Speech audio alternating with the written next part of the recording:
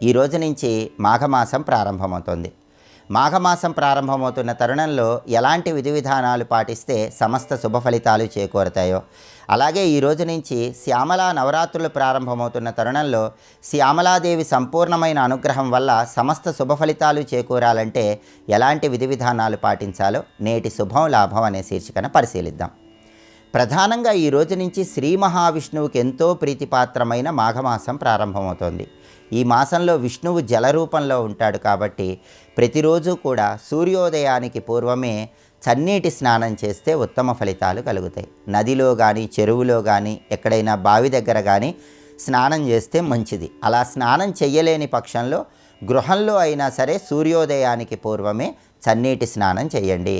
సూర్యోదయానికి పూర్వమే స్నానం చేయటం కూడా వీలు కాని వాళ్ళు ఈ మాసంలో ప్రతిరోజు కూడా మకర లగ్నం ఏ సమయం వరకు ఉంటుందో ఆ మకర లగ్నం ఉన్న సమయంలో స్నానం చేసినా కూడా ఉత్తమ ఫలితాలు కలుగుతాయి.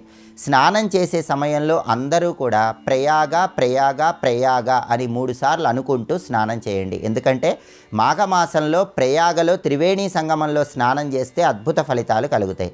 అయితే ప్రయాగలో త్రివేణి సంగమంలో స్నానం చేయలేని వాళ్ళు దానికి ప్రత్యామ్నాయంగా గృహంలో అయినా స్నానం చేసేటప్పుడు ప్రయాగ ప్రయాగ ప్రయాగ అనుకుంటూ స్నానం చేసినా కూడా ప్రయాగలో త్రివేణి సంగమంలో స్నానం చేసిన అద్భుత ఫలితం కలుగుతుంది. అలాగే మాఘమాసం దానాలకు ప్రాధాన్యత ఉన్న మాసం. ఈ మాసంలో గొడుగు, పాదరక్షలు, దుప్పట్లు ఇటువంటివి దానం ఇస్తే ఉత్తమ ఫలితాలు కలుగుతాయి. అలాగే మాఘమాసం సందర్భంగా గృహ నిర్మాణం ప్రారంభిస్తే ధనలాభం కలుగుతుందని మత్స్యపురాణంలో చెప్పారు. చాలా శక్తివంతమైనటువంటి మాఘమాసంలో ప్రతిరోజు కూడా స్నానం చేసిన తర్వాత ఉదయం పూట తులసి కోట దగ్గర దీపం వెలిగించుకోండి. తులసి కోటకు ప్రదక్షిణలు చేయండి.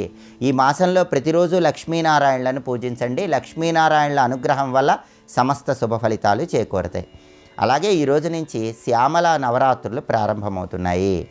శ్యామలా నవరాత్రుల సందర్భంగా శ్యామలాదేవి అనుగ్రహం కలిగితే ధనాకర్షణ, జనాకర్షణ పెంపొందింపజేసుకోవచ్చు.